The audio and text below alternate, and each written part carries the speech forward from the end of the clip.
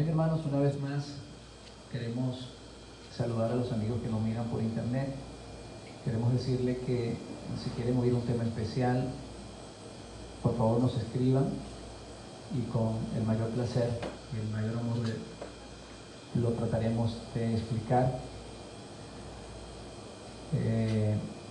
También decirles que muy pronto estaremos grabando de una manera distinta. Nos ha tocado precisamente la pandemia en medio de la construcción del templo, pero con la ayuda de Dios pronto estaremos resolviendo estos asuntos. Hoy, como ya había explicado, quiero tocar algunos puntos de este estudio titulado ¿Por qué fue sacrificado el Mesías? Y quiero ver o hacer notar algunos puntos que hemos tocado y comenzar de esta manera. Hemos visto que Dios no acepta sacrificios humanos, que además condena rotundamente estas prácticas, que Él no toma al culpable como inocente, demandando la muerte del pecador. Explicamos y refutamos los versículos que toman para justificar estas ideas. En otras palabras, ya explicamos y refutamos los versículos, los explicamos y los refutamos de aquellos versículos que las personas toman para decir que Dios exige sacrificios humanos. Vimos las declaraciones de los primeros discípulos que acusaban exclusivamente a los sacerdotes y líderes religiosos de la época como únicos culpables de la entrega del Mesías en manos del Imperio Romano para que fuese ejecutado. Vimos que cuando los discípulos hablaban de la muerte del Mesías, hacían énfasis en que Dios lo había levantado de los muertos y exaltado a su diestra. Hoy continuaremos con nuestro estudio. ¿Cuál fue entonces la causa de su condena? Y comenzaremos con algunas preguntas. Si lo vemos como un sacrificio que Dios exigía por nuestros pecados, sí lo vemos como un sacrificio que Dios exigía por nuestros pecados, tendríamos que aceptar que Dios sí demanda sacrificios humanos. ¿Estoy explicando? Si miramos exclusivamente la muerte del Mesías como un sacrificio para Dios o un sacrificio que Dios exigía por nuestros pecados, entonces tenemos que aceptar que Dios sí demanda sacrificios humanos, lo cual ya con el estudio anterior hemos demostrado que no es así y que además de eso Él condena estas prácticas. Por otro lado, si fuera un sacrificio para Dios, ¿por qué entonces no fueron los levitas quienes eran los únicos autorizados para hacerlo, sino que fueron los romanos, que aparte de no ser los sacerdotes ni levitas, eran paganos, eran un pueblo enemigo del pueblo de Israel? ¿Cómo Dios iba a aceptar un sacrificio de parte de los romanos? Esto es absurdo. ¿Cómo Dios entregaría al único justo a un pueblo malvado y pagano para que lo ofrecieran como sacrificio? Y si decimos que el Mesías se ofrece por nuestros pecados sin que Dios se lo pidiera, de igual manera aceptaríamos que Dios sí recibe sacrificios humanos. Por otra parte, no tiene sentido que después de que Él se haya ofrecido entonces pidiera que se le pasara la copa en el Getsemaní? Si fue el Mesías que se estaba ofreciendo como un sacrificio, ¿cómo es posible que Él se ofrezca y Él comience luego a decirles: Dios mío, pasa de mí esta copa? ¿Sí se han preguntado eso? Es bastante curioso. Además, en Hebreos 5:7 dice que Cristo en los días de su carne ofrecía ruegos y súplicas con gran clamor y lágrimas al que podía librarlo de la muerte. Si Él se estaba ofreciendo, entonces ¿por qué luego con súplicas, con ruegos, clamaba a Dios para que lo librara de la muerte? ¿Por qué el Mesías, cuando va a comenzar su ministerio, busca el libro de Isaías y pronuncia las siguientes palabras? Lucas 4, 18 al 19.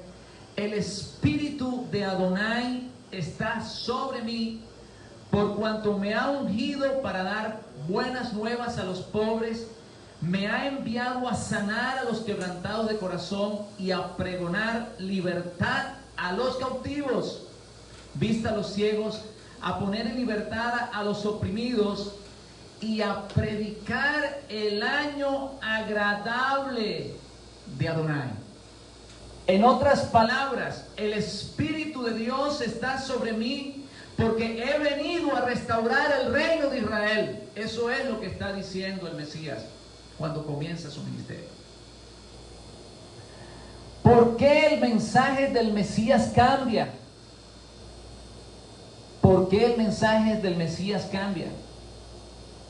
De proclamar el establecimiento del reino de Dios a su muerte por manos de gentiles. Alabanzas al Señor. Cuando miramos el libro de Mateo, podemos ver que las enseñanzas del maestro eran exclusivamente refiriéndose al reino de Dios. Aún las parábolas y aún las bienaventuranzas hablaban exclusivamente del reino. Solo a partir del capítulo 24 su mensaje cambia. En una ocasión le dice a Pedro que es necesario que él suba a Jerusalén y que será entregado en manos de gentiles, y Pedro le dice: ni se te ocurra que algo así te suceda. Entonces hay preguntas que nos estamos haciendo. Y hoy, a través de este estudio, hermanos, queremos llegar a la mejor conclusión posible. Tomando en cuenta lo que dice el Salmo 119, 160,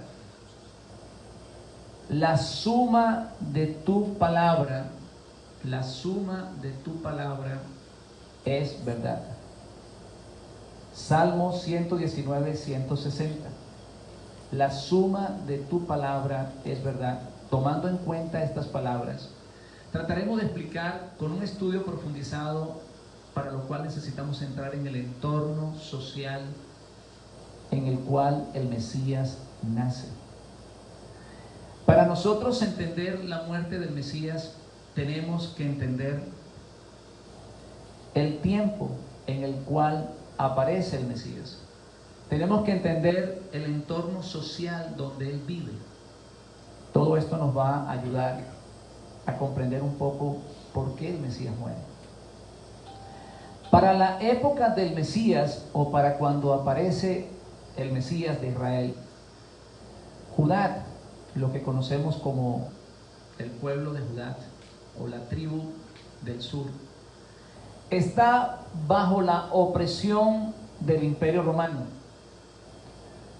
Después de haber tenido varias guerras con los griegos, los cuales también terminaron en derrotas por parte del pueblo de Israel. Y esto sin contar que años antes, 500 años atrás, habían sido llevados cautivos a Babilonia. En otras palabras, hermanos, necesitamos entender que Israel es un pueblo que desde el momento de su nacimiento, desde que salió de de Egipto, ha sido un pueblo perseguido, ha sido un pueblo que ha estado en guerra constante. Y todos sabemos, y para nadie es un secreto, que todavía sigue en guerra. Todos los días en las noticias internacionales salen noticias de Israel. Israel era un pueblo que había tenido muchísimas batallas, muchísimas guerras para cuando llega el Mesías. Había sido llevado cautivo, había sido golpeado por los griegos y ahora estaba bajo el dominio de Roma. Los líderes de Israel para ese entonces eran los sacerdotes y la clase más alta, la clase más poderosa del país. Estaban muy cómodamente conectados con el gobierno romano, tenían el sacerdocio y además utilizaban clases o puestos privilegiados en Israel, mientras que la gran mayoría del pueblo estaba oprimido, estaba sufriendo. Algo que nos recuerda la situación que vivimos cada uno de nosotros en nuestros países. Hay un pequeño grupo que es el que está viviendo muy bien y una gran mayoría que está sufriendo y pagando para que estos hombres tengan la vida que llevan. Así que el anhelo de un Mesías estaba en el corazón de la gran mayoría de los judíos de esa época. Recordemos, hermanos, que cuando el pueblo se encontraba en este tipo de situaciones, era cuando clamaba desde lo más profundo de su corazón, y entonces Dios les enviaba un Mesías. Fue cuando Faraón oprimía a los hijos de Israel en Egipto, cuando comenzaron a clamar. La Biblia dice que el clamor de los hijos llegó a la presencia de Jehová. Y fue entonces cuando Dios le envió un Salvador. Fue cuando los israelitas estaban cansados de los madianitas, les quitaban las cosechas, no los dejaban vivir en la tierra, y comenzaron a clamar, y Dios levantó a Gedeón para librarlos. Fue cuando los filisteos tenían el pueblo oprimido, destruían al pueblo de Israel, y entonces Dios les envió a Sansón, y luego también le envió más tarde a David para vencer a esos archienemigos del pueblo de Israel, llamados los filisteos. Ahora, en este momento que ellos están sufriendo bajo el dominio romano, está el mismo clamor. Están clamando para que Dios les envíe al Mesías. Y Dios cumple con su palabra y permite que el Mesías nazca de la descendencia de David. Es ungido con el poder de Dios y comienza su ministerio. A pesar que antes del Mesías o antes de Yeshua se presentaron varios Mesías, incluso después del Mesías. Tenemos que tener en mente esto. Yeshua no fue el único que se proclamó Mesías en Israel para su época. Antes de él, habían dos hombres que se habían proclamado. Aún después de él, en el año 135 de la era cristiana, un hombre llamado Simón ben Koshiba, que estuvo luchando contra los sirios, contra los romanos, fue declarado también como el Mesías de Israel. Luego de su muerte quedó descartado. Quisiera leer en el libro de los Hechos, capítulo 5, donde los sacerdotes están tratando de callar a los discípulos Pedro y Juan para que no hablaran más de Yeshua. Y en el versículo 34 en adelante dice que se levantó un hombre llamado Gamaliel. ¿Se acuerdan quién era Gamaliel? Gamaliel era maestro de Pablo. Y vamos a través de esta lectura ver que habían dos hombres que para la época del Mesías se habían levantado proclamándose Mesías. Quiero leerlo para que ustedes lo oigan. Entonces, levantándose en el concilio un fariseo llamado Gamaliel, doctor de la ley, venerado de todo el pueblo, mandó que sacasen fuera por un momento a los apóstoles. Y luego dijo: varones israelitas, mirad por vosotros lo que vais a hacer respecto a estos hombres. Porque antes de estos días se levantó Teudas, diciendo que era alguien, diciendo que era el Mesías. A este se unió un número como de 400 hombres, pero él fue muerto y todos los que le obedecían fueron dispersados y reunidos y reducidos a nada. Después de este se levantó Judas el Galileo en los días del censo y llevó en pos de sí a mucho pueblo. Pereció también él y todos los que le obedecían fueron dispersados. Y ahora os digo: apartaos de estos hombres y dejadlos, porque si este consejo o esta obra es de los hombres, de la misma manera que sucedió con aquellos dos que se levantaron como Mesías, se desvanecerá.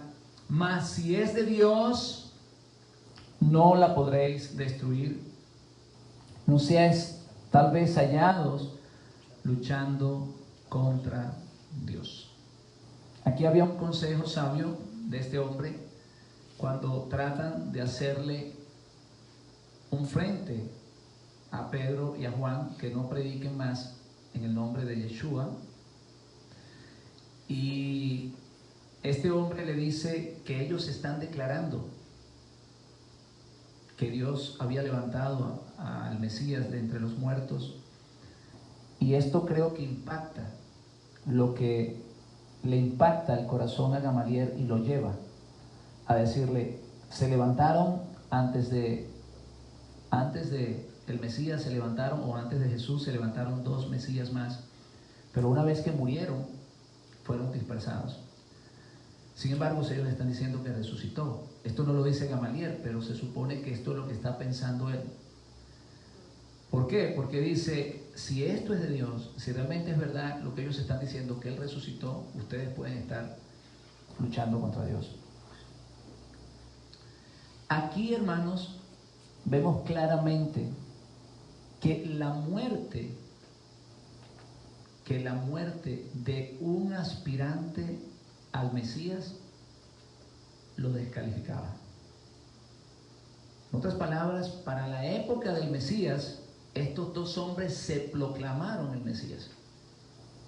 Una vez que ellos fallecían, ya quedaba descalificado. También sucedió con el hombre que les había nombrado Simón ben Koshiba, que también se consideraba candidato al Mesías y su muerte lo descalificó.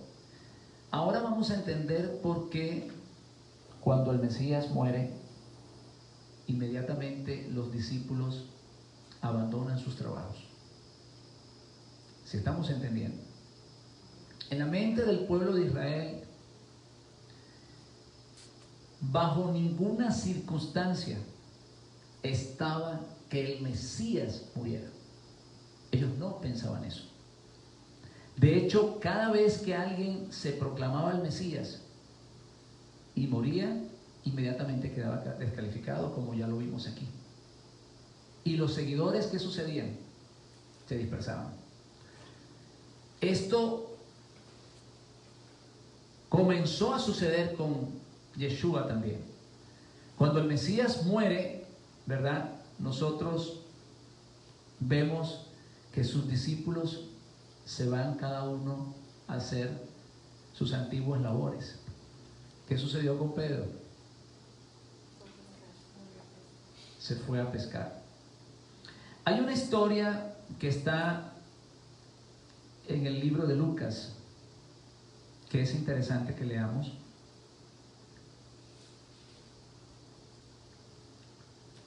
Y déjeme aclarar esto para los discípulos del Mesías, para los discípulos de Jesús. A pesar de que el Mesías había hecho grandes milagros, ojo con lo que les estoy diciendo, hermanos. Para ellos, a pesar que Yeshua había hecho grandes milagros, a pesar que ellos presenciaron los grandes milagros que el Mesías hizo, el hecho de haber fallecido lo descalificaron como Mesías. ¿Quieren ver? Vamos a leer Lucas 24, del 15 al 21. La reacción de los discípulos fueron una reacción de vergüenza. Se escondían, no querían dar la cara. Aquel a quien seguían, que estaba postulado a ser el Mesías de Israel, el que venía a libertarlos, había muerto desnudo en una cruz. Así que ellos estaban totalmente desilusionados, escondidos, dispuestos a regresar a sus labores. Y hay un pasaje que está en Lucas capítulo 24 del 15 al 21 que dice así: sucedió que mientras hablaban estos hombres, llamados en la Biblia los caminantes de Maú, iban de regreso a su tierra. Iban desilusionados, y dice que mientras hablaban discutían entre sí. Y la palabra de Dios dice que el Mesías se acercó y caminaba con ellos, mas los ojos de ellos estaban velados para que no le conociesen. Y él les dijo: ¿qué pláticas son estas que tenéis entre vosotros mientras camináis?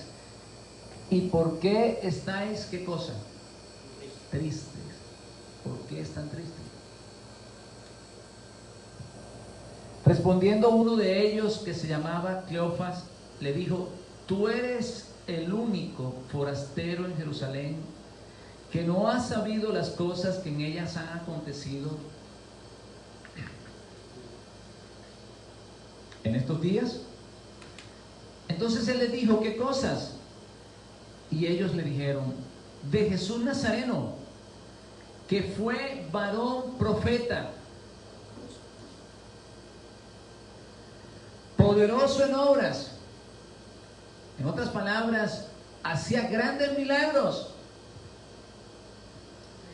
y en palabras delante de Dios. Su mensaje era único y de todo el pueblo. ¿Cómo le entregaron los principales sacerdotes y nuestros gobernantes a sentencia de muerte? Aquí se repite lo que venimos hablando. Fueron los sacerdotes y los gobernantes, lo entregaron y le crucificaron. Y aquí vienen las palabras que nos interesan oír. Pero nosotros esperábamos que Él era el que había... ¿Sí se están dando cuenta de lo que está sucediendo acá? Nosotros estábamos esperando que Él era el que había de redimir a Israel. Nosotros estábamos esperando que Él, en otras palabras, hasta el último momento antes de su muerte, ellos estaban esperando que el Mesías se estableciera el milenio. Eso es lo que están diciendo aquí. Que el Mesías derrocara el imperio romano y que le diera la victoria al pueblo de Israel. Eso es lo que está diciendo la Biblia. Nosotros estábamos esperando que Él redimiera a Israel. ¿De quién? Del gobierno que en este momento lo estaba oprimiendo. No solamente del gobierno romano, sino de estos corruptos políticos que estaban oprimiendo al pueblo. Vemos las palabras del Mesías que dicen: lo que ellos digan, obedezcan, pero no hagan lo que ellos hacen, porque ponen cargas pesadas sobre los demás y ellos mismos no pueden llevarla. Mis hermanos, estamos frente a un problema político. Estamos frente a un problema político. Hay un problema en Israel. El sacerdocio está corrupto. Los principales, los líderes del pueblo, están vendidos a Roma y el pueblo está oprimido. Y el Mesías viene con todas las intenciones del mundo de liberar a ese pueblo. Y yo quiero que esto, hermano, ustedes lo analicen. Por eso hemos leído muchísimos versículos, estamos haciendo un estudio bastante profundo para que cada uno de nosotros quedemos convencidos y podamos sacar la mejor conclusión. Aún después de la resurrección del Mesías, en la mente de los discípulos, estaba la restauración del pueblo de Israel. Hechos capítulo 1, versículos 6 al 7. El Mesías había resucitado, estaba ya en posición de subir a la diestra de Dios. Y dice: entonces los que se habían reunido le preguntaron diciendo: Señor, ¿restaurarás el reino a Israel? En otras palabras, ¿le entregarás a Israel lo que le prometiste o lo que Dios prometió? En este tiempo, bueno, ya fuiste crucificado, sin embargo fuiste resucitado. ¿Vas entonces a establecer el reino en este tiempo? Y les dijo: no les toca a vosotros saber los tiempos ni las sazones que el Padre puso en su sola potestad, pero recibiréis poder. Ya el mensaje del Mesías es otro aquí. Él había muerto, no podía continuar con el plan que él tenía. Para los discípulos, para el Mesías, para Pablo, la institución del milenio o el reino de Israel o el reino de Dios era un asunto de prioridad, y todos ellos creían que había llegado el momento de la restauración del reino. Cuando leemos en Primera de Tesalónicas capítulo 4 versículo 7, Pablo se refiere a ese momento cuando Dios recoge la iglesia, o el momento de arrebatamiento, o la venida del Mesías para recoger los suyos, diciendo: luego nosotros, los que vivimos. En otras palabras, para Pablo, la venida del Mesías no estaba en 2000 años. Él se incluía en aquellos que iban a ser levantados aún en vida. Luego nosotros, los que vivimos, los que hayamos quedado juntamente con ellos, los que hayamos quedado vivos, o luego nosotros, los que vivimos, los que hayamos quedado juntamente con ellos, seremos arrebatados en las nubes para recibir al Señor en el aire, y así estaremos siempre con el Señor. Si sumamos esto si sumamos lo que estamos hablando con las predicaciones del Mesías, Mateo 3, 1, 2, en aquellos días vino con las predicaciones de Juan el Bautista para empezar. Mateo 3, 1 al 2 dice: en aquellos días vino Juan el Bautista predicando en el desierto de Judea y diciendo: arrepentíos, porque el reino de los cielos, el reino de Dios, se ha acercado. Estos hombres, hermanos, no están predicando otra cosa que el establecimiento del reino de Dios.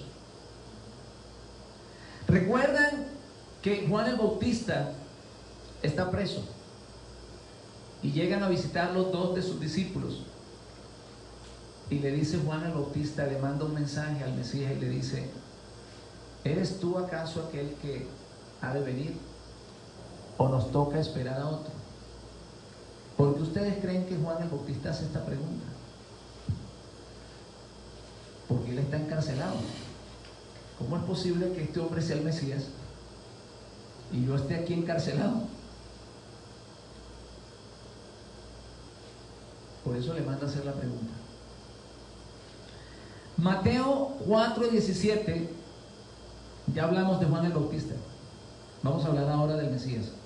Desde entonces comenzó Jesús a predicar y a decir: arrepentíos, porque el reino de los cielos se ha acercado. El reino de los cielos, hermanos, no es otra cosa que la restauración de Israel. La promesa de Dios a David de que en Israel se sentaría el Mesías para gobernar tanto a Israel como para gobernar el mundo. Mateo 10 del 5 al 8, a estos 12 envió Jesús y les dio instrucciones diciendo: por caminos de gentiles no vayáis, ni en ciudades samaritanos no entréis, sino id antes a las ovejas perdidas de la casa de Israel, y yendo predicad diciendo: el reino de los cielos se ha acercado. Sanad enfermos, limpiad leprosos, resucitad muertos, echad fuera demonios. De gracia recibiste, da de gracia. Un análisis completo del Evangelio de Mateo, como antes dije, muestra al Mesías, a Yeshua, predicando exclusivamente del reino de Dios. Como les expliqué antes, cuando leemos el Evangelio de Mateo, el Mesías solo habla del reino. Sus parábolas hablan del reino. Las bienaventuranzas hablan del reino. Cada mensaje que él daba se refería al reino de Dios. Solo a partir del capítulo 24 en adelante su mensaje cambia.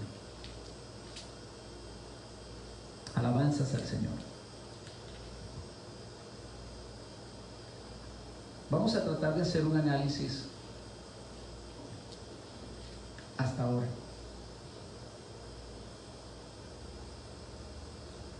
Vamos a tratar de hacer un análisis hasta ahora, pero yo creo que el tiempo se nos ha acabado. Nos va a tocar hacerlo mañana. Así que no podemos continuar. Los invitamos a que vengan mañana para ir concluyendo este maravilloso estudio. ¿Qué pasó? ¿Por qué el Mesías cambia su mensaje? ¿Por qué si él viene a predicar el reino de los cielos, de un momento a otro comienza a decir que tiene que ser entregado en manos de gentiles? Esto lo veremos mañana. Amén. Dios les bendiga y vengan mañana para que sepan las respuestas. Gloria a Dios.